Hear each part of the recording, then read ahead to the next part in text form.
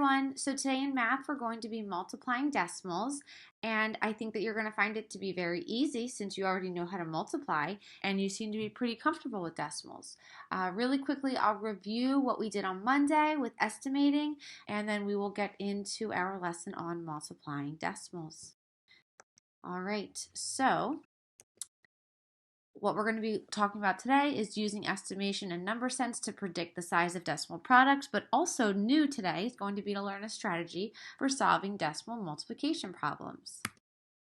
All right, so estimating, just a little brief, reminder, estimating is making a thoughtful guess with rounding, okay? Rounding a number. Your answers will not be exact, and some keywords for estimating that you might read are the words about or close to or approximately and round. So estimating whole numbers. If I see this big old number like 867 times 23, I know I can't do that in my head, so I want to round them, okay? I want to estimate. So 867, you could round that to a couple different things. One of them could be 870 times 20, okay? Because 23 can round to 20, but that's still kind of hard. Can we solve this in our head? Probably not. So let's try and estimate something closer. 900, okay, times 20. I can easily do that, right? 9 times 2 is 18. Add those 3 zeros. 18,000. Do you see how much easier it was to do 900 instead of 870? Sometimes you want to round to the nearest tens, hundreds, okay, or hundreds. So just be cautious of that when you see certain problems. Just because it seems like you want to round to the closest number isn't always the best choice. Sometimes you may have to round to the hundreds. Did we underestimate or did we overestimate?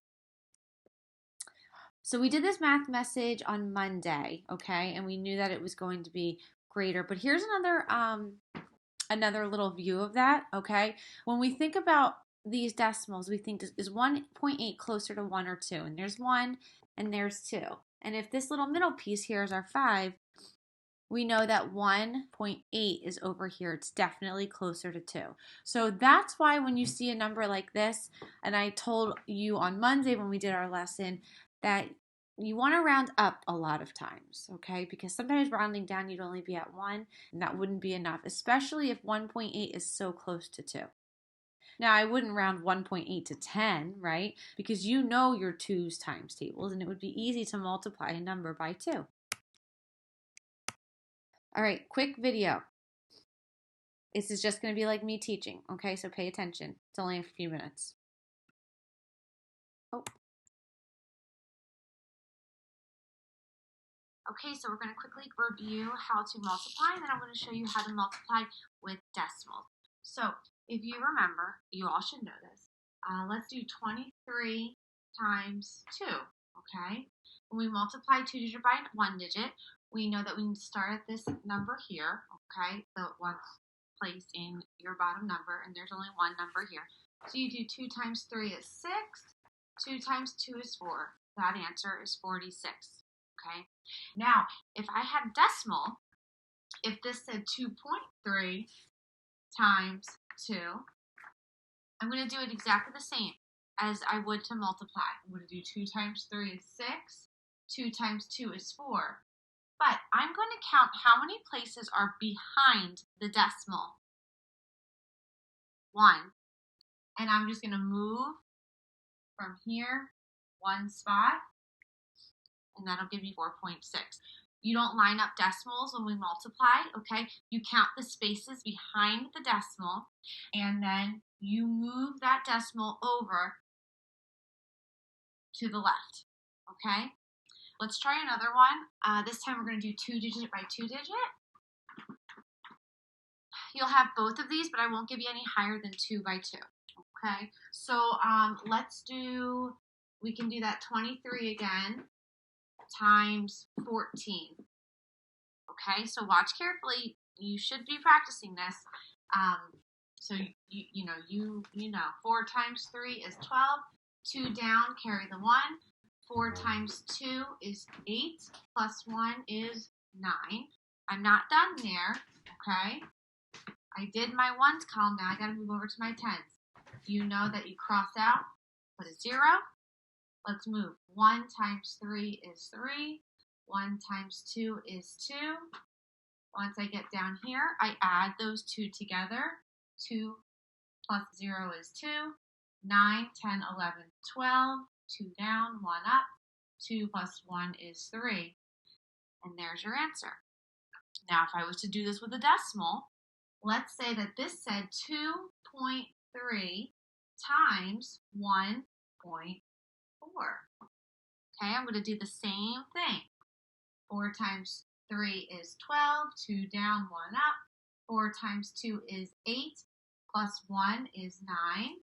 Okay, cross out the extra up there. Cross 0 onto the next row. 1 or next row and next number. 1 times 3 is 3. 1 times 2 is 2. Add them up. Okay, we said that was 12. 3. Now I've got my same answer, okay? But I want to add that decimal in there. Now this just happened to be lined up.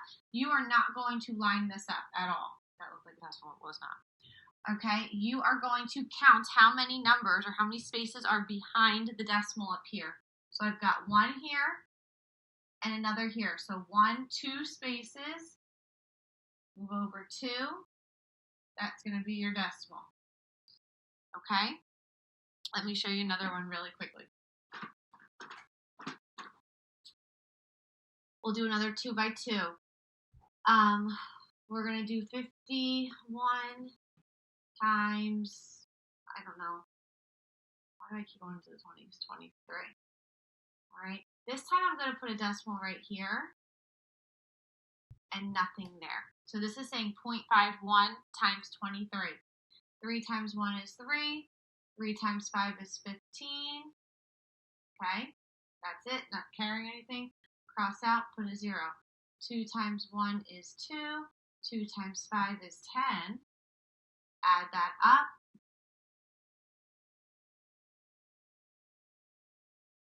And I know that I had to go 1, 2, because there are 2 places in front of the, or behind the decimal. 1, 2, 1, 2, and there's your decimal. Okay, and that's how you multiply decimals.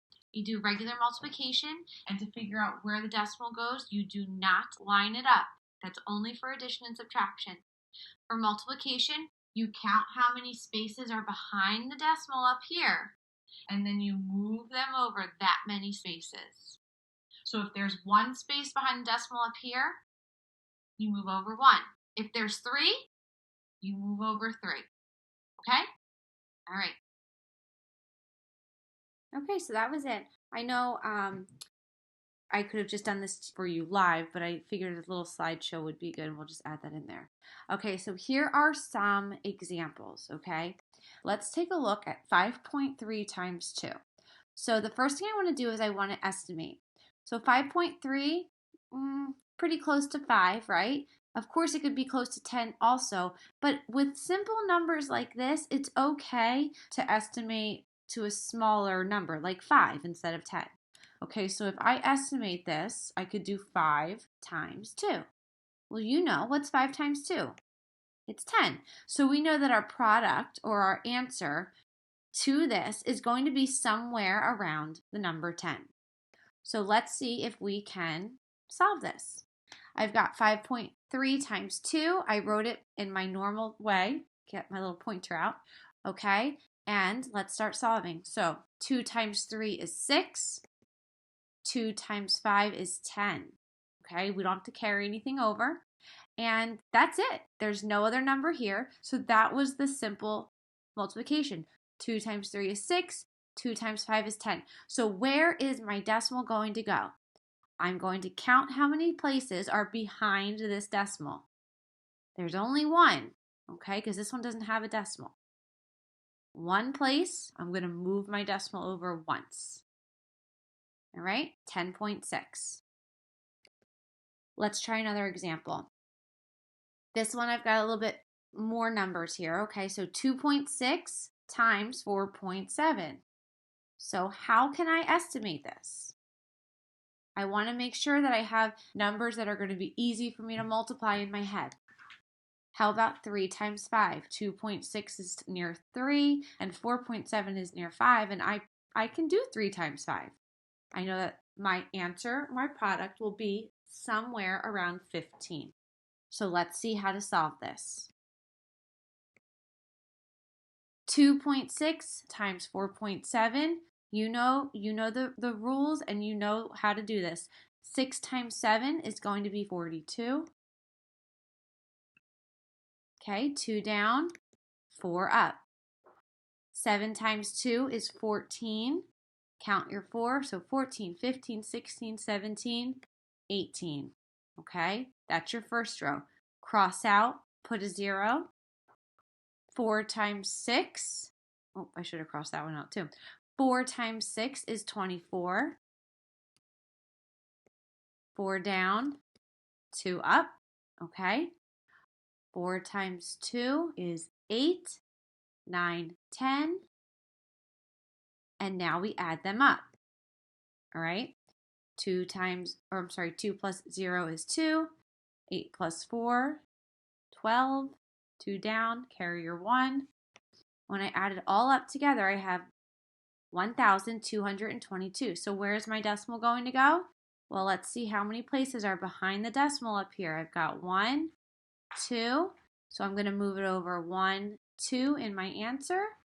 And you've got 12.22. So how was our estimate? We estimated it would be around 15, and we got 12.22. I'd say we were pretty close. Those are all you need to know for multiplying decimals. Now I'm going to show you what your classwork is going to look like, okay, and what you're going to do there. Whoops.